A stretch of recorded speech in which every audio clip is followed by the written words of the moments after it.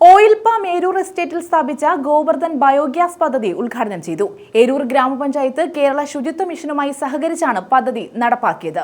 മന്ത്രി പി പ്രസാദ് പദ്ധതി ഉദ്ഘാടനം ചെയ്തു. ഏരൂർ ഗ്രാമപഞ്ചായത്ത് കേരള ശുചിത്വ മിഷനുമായി സഹകരിച്ചാണ് ഓയിൽ പാം ഏരൂർ എസ്റ്റേറ്റിൽ ഗോവർദ്ധൻ ബയോഗ്യാസ് പദ്ധതി സ്ഥാപിച്ചത്. മന്ത്രി പി പ്രസാദ് ഉദ്ഘാടനം നിർവഹിച്ചു. മാലിന്യം കുറയ്ക്കുന്നതിനോടൊപ്പം അതിൽ നിന്നും പുതിയൊരു ഉൽപ്പന്നം ഉണ്ടാക്കിയെടുക്കുക എന്ന ലക്ഷ്യത്തോടെയാണ് ഇത്തരം പദ്ധതികൾ നടപ്പാക്കുന്നതെന്ന് മന്ത്രി പറഞ്ഞു.